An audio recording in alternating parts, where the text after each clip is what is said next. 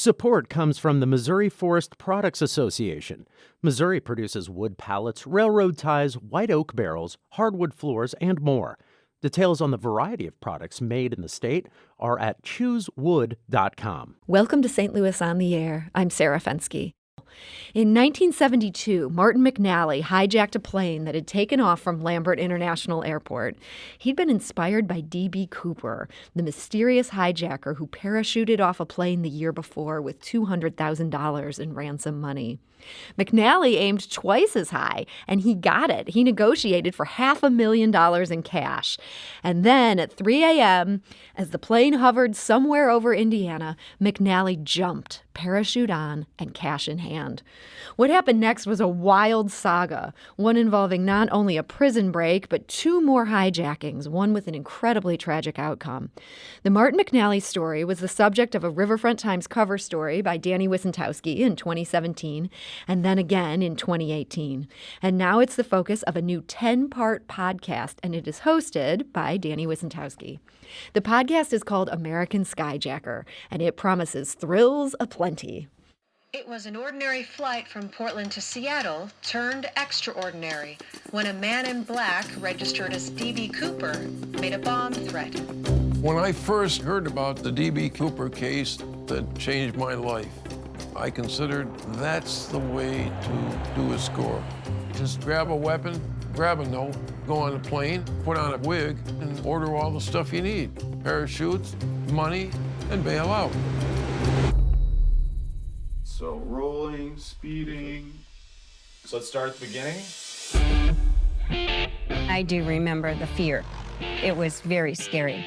They started wrestling. While they're doing that, the aircraft starts falling out of the sky. We're running at full speed. At any moment here, we could get shot in the back. I jumped on top of him and tried to grab his hands because he had a bomb. Everything was focused on getting out of prison, getting on the land. So he came in my cell and he says, "How would you like to leave here in a helicopter?" And that is from the new podcast, American Skyjacker. And full disclosure, I was Danny's editor for his coverage of the story at the Riverfront Times, but I have nothing to do with this wonderful podcast. I kind of wish I did. It sounds so great. And joining me today to talk about American Skyjacker is reporter and now podcast host, Danny Wicentowski. Danny, welcome back to the show. It's so great to be here. So, Danny, you've stayed on this story now for years. You've written multiple cover stories. You've now hosted hours of podcasts. What about the saga of Martin McNally is so appealing to you as a journalist? You know, I think it kind of hits the personal level, the society level, the cultural level, and it just seems to have it keeps going and going, as those who will listen to the podcast will find out, just as far as the events between 1972 and 1978. And I will try not to spoil a bunch of this story, even though I've talked about this on the show before. But it begins just in a very personal and human story of someone who is trying to make a bigger and better life for themselves. And they take the path of criminality to do that, but that path doesn't just end in writing some bad checks. It ends in the air, and it ends in prison, and it ends in some of the just kind of the craziest sequence of events that I think I've ever seen as someone who's studied and researched and written about crime. And so it kept being something that I felt had narrative weight, and it had a place to go, and I wanted to see where it went. Yeah, there's so many books, the nonfiction books that you read, and you think, you know what, this could have been a magazine story. But this is one of these cases where when people read your original story for the RFT, they were like, they wanted so much more. I mean, the story just kept going, and right when you'd think it had hit its climax, another huge thing happens. I mean, it just kind of has a little bit of everything. You must have been shocked in the reporting as things just continued to unfold, digging into this history.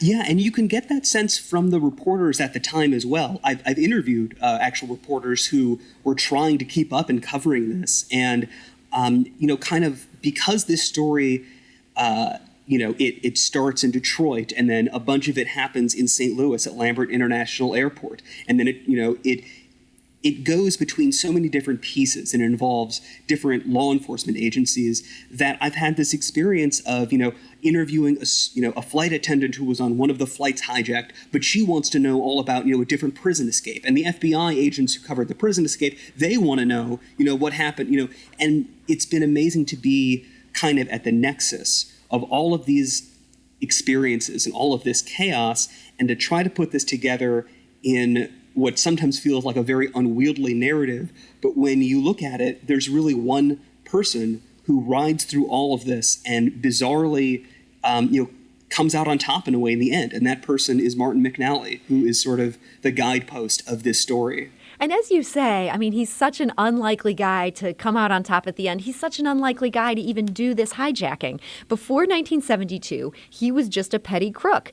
And here's how Martin McNally himself recalls those days a half-century ago in your podcast.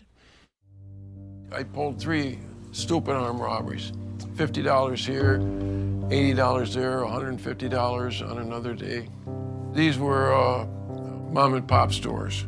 And I would go in at 10 o'clock at night or so. I would go up to the clerk and I'd just tell them I'd like a pack of cigarettes. And when they turn around to grab the cigarettes, I'd tell them this is a holdup and all I want is the money in the cash register. So let's get it done. And that's Martin McNally in your new podcast, American Skyjacker. What got him interested in such a major crime as hijacking a commercial airliner? It's something as simple as seeing someone else who had done it. And in this case, it's, when we, before, 9/11, if we were to conjure the image of what a hijacker was, we would think of two sorts of people. One is a person who wants to go to Cuba, which was a real thing that happened around the time also. But the other one is D.B. Cooper, who is this mythical true crime almost a god. If we're living through the age of true crime obsessiveness now, D.B. Cooper would be on the kind of Mount Rushmore of the greatest unsolved, incredible crimes that have ever been committed. And this was someone who, in 1972, jumped out of a plane in Portland, Oregon, and disappeared with more than $200,000. And people have been trying to track that case for decades. But Mac McNally was just a guy in his car listening to the radio in 1972 around Thanksgiving. And he hears this incident and he thinks, this is the way to do it. This is the way to make a lot of money at one time. Did anything in his background suggest that he was somebody who could pull off just the physicality and, the level of detail and planning that you need to parachute from an airliner to land safely? Incredibly, just looking at his background, which we do in the first episode of the podcast, almost everything about him, you would think this guy has every reason not to do this. Mm-hmm. He was, dropped out of high school to join the Navy, where he then experienced some extremely traumatic things involving air travel, involving his own people in his own squadron dying and being killed in these airline accidents. So he, not only did he not have any experience in parachuting, and not only had he never flown a plane, but he actually had a really visceral sense of what air catastrophes do to the human body. He sees some pretty gruesome things. And when he eventually leaves the Navy, he has, he starts what could have been his family. He had a large supportive family in Detroit, a family business he could have joined, but he always wanted the other path. He rejects almost every better life decision that he could have made until he gets to this plot that he decides to go through with in 1972.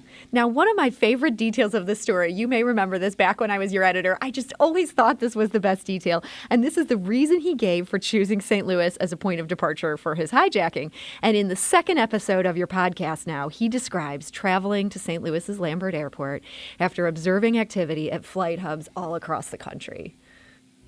I walked in, I walked around. I was in there for about 10 minutes. I walked out of the airport. I lit a cigar, a dollar cigar. I lit it up, took a draw. I said to myself, this is it.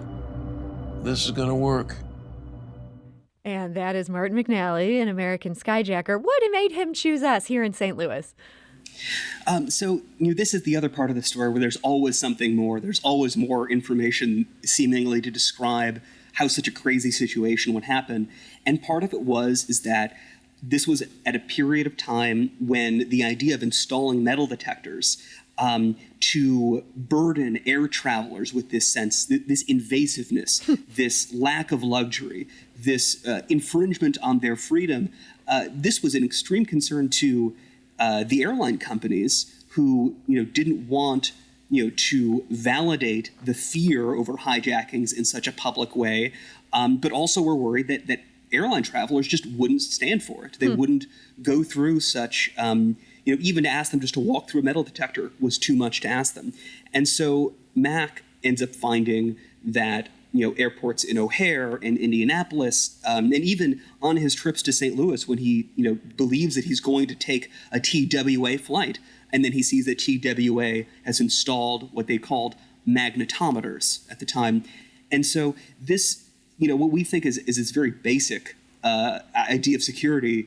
Remember when all you had to do was walk through a metal detector and not have to, take your shoes off or not have to subject yourself to increased security. This was just the first step. And so the short end of it is that Mac found that American Airlines in St. Louis was the stubborn one, was the airline that was not going to make its passengers give up this golden age idea of airline travel as a luxury and as something that wasn't being threatened by criminals and by ideologues at the time. And so they were holding firm. They were going to let us have our freedom to not walk through these metal detectors. That's why he chose it. And he ended up being able to somewhat successfully hijack this plane. And yet, as your story tells, and this podcast, American Skyjacker, tells in such detail, ultimately, he did get caught. Where did he go wrong? Right. So I want to, I can give listeners a chance to, tumble down this story themselves. But I think, what goes wrong is what has gone wrong in many of the attempts to replicate what D.B. Cooper had done.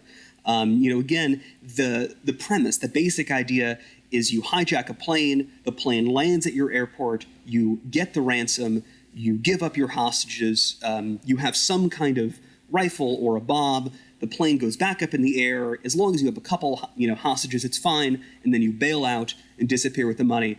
Mac was not the only one to try this again. There are several very interesting times that people tried this. Some of them had experience parachuting. Some of them managed to get the money and were caught afterward. Some of them were shot on the plane.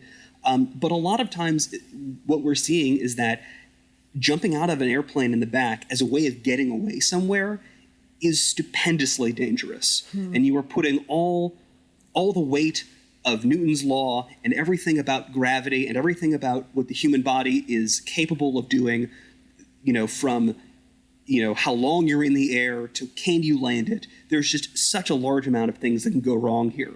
And not to get into too much detail, but almost everything goes right for Mac. He survives the jump. His parachute survives as well, even though, again, he has no experience in jumping out of a plane. There was a lot of talk after this incident that the speed at which Mac must have left the plane would have killed him. A lot of reporters said, there's no way this guy survived. He's smeared on the ground somewhere.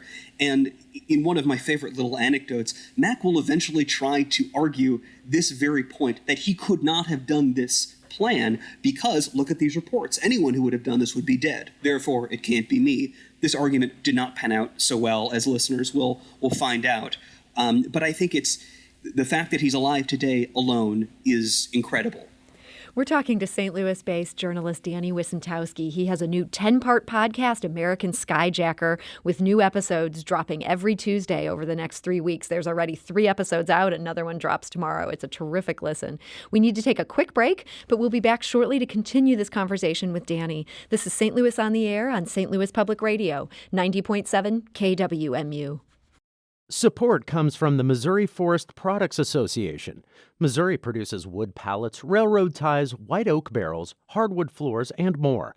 Details on the variety of products made in the state are at choosewood.com. And now back to our conversation. We're talking with St. Louis journalist Danny Wicentowski about his new podcast. It's called American Skyjacker, and it goes deep on the saga of Martin McNally, who in 1972 hijacked a plane that departed from Lambert International Airport. Now, Danny, we've heard Martin McNally's voice earlier on the show, but it's not just Martin who's a source in this podcast. You seem to have tracked down just about everybody involved with this, and one of those people is flight attendant Sharon Matteo. She was aboard American Airlines Flight 119 as Mac's hijacking went down. When we were going through training, very little time was spent on what to do if there was a hijacking. Basically, do as the hijacker said and keep the passengers calm. And I remember that very well when it first happened. I probably said those words out loud. He was in control. And that's flight attendant Sharon Matteo. Danny, you found some amazing people for this, people whose names I imagine would have been hard to come by, much less their contact information. How did you track down, for example, Sharon? Sharon amazingly reached out to me. She had read the story that came out in the Riverfront Times in 2017.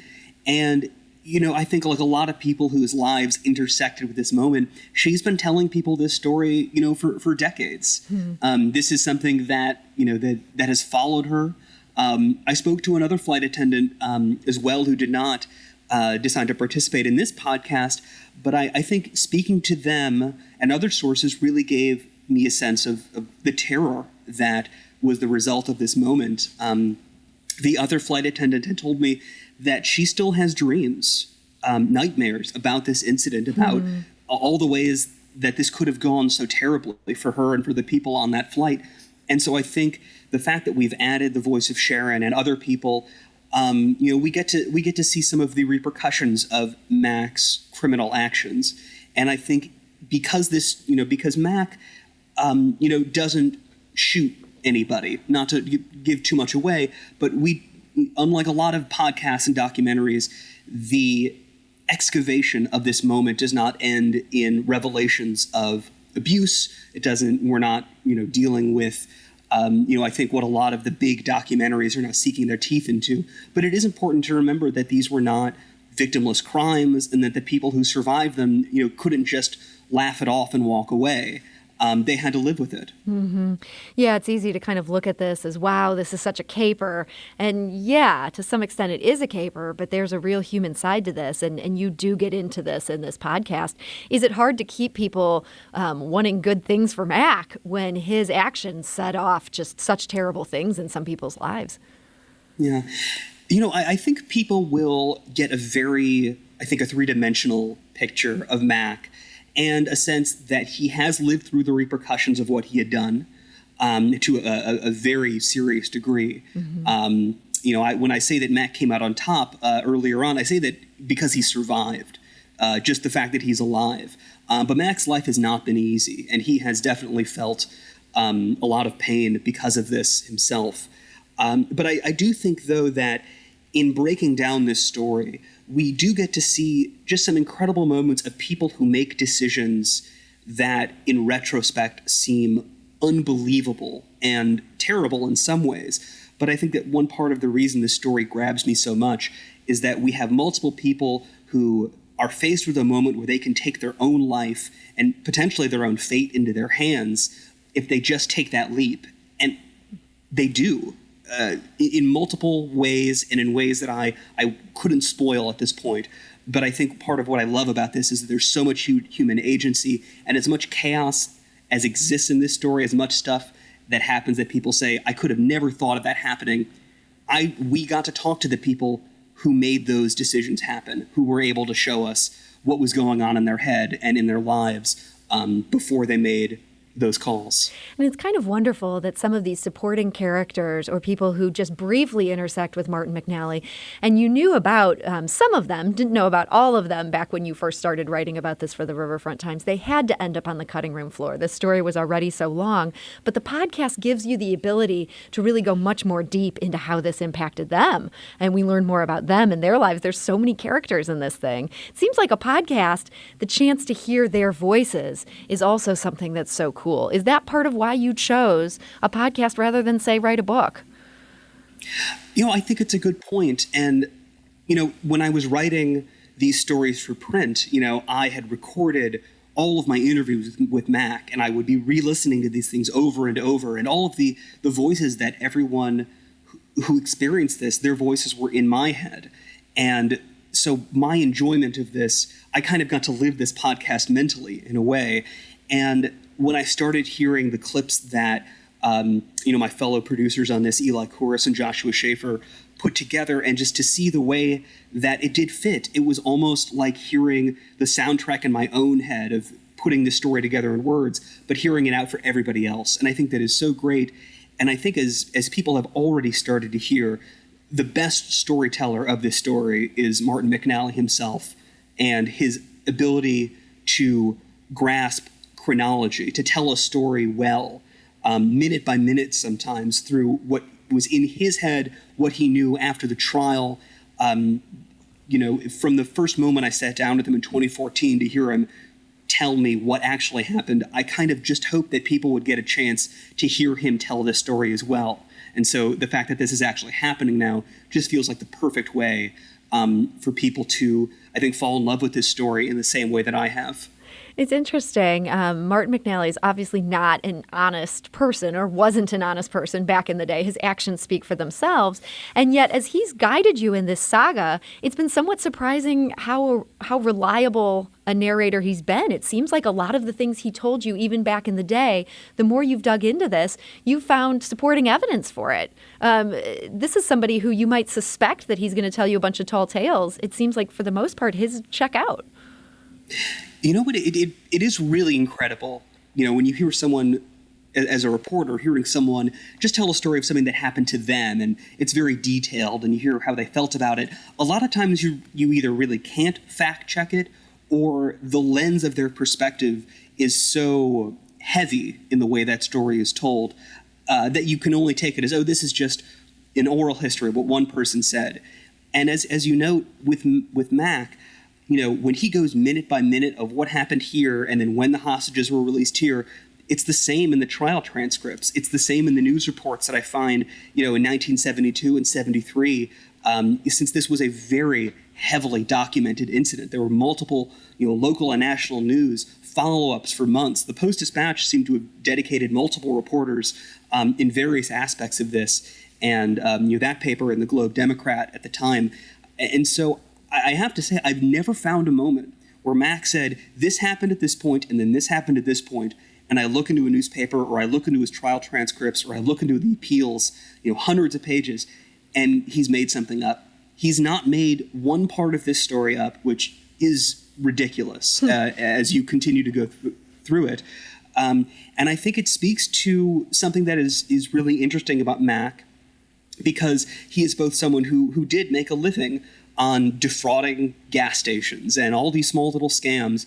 But in his criminal life, this was someone who really did have a kind of code of ethics. But in a perverse way, the code of ethics was his greed. He was in this crime to make money. He was going to get in that plane to make money. He wasn't going to abuse his power. He wasn't going to aggrandize himself. There is a bizarre combination of straightforward humbleness and also the kind of sociopath and the kind of confidence that someone needs to take the lives of other people in their hands because they want to make $500,000. And so I think he is a trustworthy narrator, particularly now as he's looking back on this in his mid-70s. But Mac, as he was in 1972 when he was 28 years old, a bad person, I think. It's really hard to veer any way beyond that description. He really showed that he was willing to violate norms and rules in other people's lives to get what he wanted. A bad person, but a journalist's dream. And Danny, we just have another minute here, but there's something I'd be remiss if I didn't get to this. And this is, you were a longtime staff writer at the Riverfront Times. And right as this podcasting project was sort of coming to a head and taking off, things did get really tough at the Riverfront Times. You were furloughed this spring. You were part of the crew that kept contributing a bit without getting paid, but obviously you also had to find a way to make some money here. I understand you have some news on that front. What is happening for you in your personal life and your professional career? Oh, I'm so glad you asked me that. And it's the short of it is that this Monday I will be officially back as a staff writer at RFT, having discussed this over the last couple weeks with current editor-in-chief Doyle Murphy. But you are right. Kind of right in March and April, I was supposed to be flying out to LA to record the host lines on this. And instead, I was furloughed at RFT, and we ended up recording this right here in St. Louis at Clayton Studios, totally remotely. And so this has been, over the last few months, all the editing and all of, kind of working on scripts and hearing things as they've been produced has been difficult. But I can only give, credit to Pegala Pictures, Eli Kors, and Joshua Schaefer for putting the podcast together, and to Doyle Murphy and the RFT staff, who I can't say enough about what they've put together for their Can't Stop, Won't Stop editions, and being vital and essential, no matter how thin the print issue may be. And I'm so happy to come back and to keep doing what I love doing at RFT. Well, as a reader of the Riverfront Times, I'm so excited that you're going to be back in its pages. You always have the best yarns. And, Martin McNally has consumed so much of your time. Now that you have this 10-part podcast that you're unleashing to the world, is going to be so exciting to see what you'll do next. And I do want to encourage everybody, American Skyjacker, you can get this wherever you get your podcast. We'll link to it on our website. That's stlpublicradio.org. We'll have info about where to get it. And Danny Wicentowski, I want to thank you so much for joining us today. It's so great to be here again. This is St. Louis on the Air on St. Louis Public Radio, 90.7 KWMU.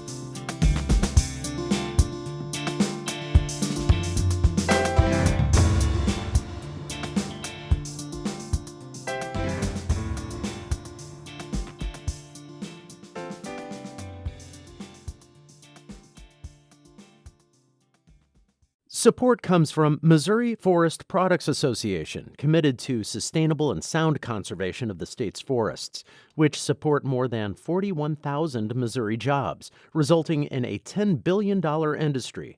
ChooseWood.com.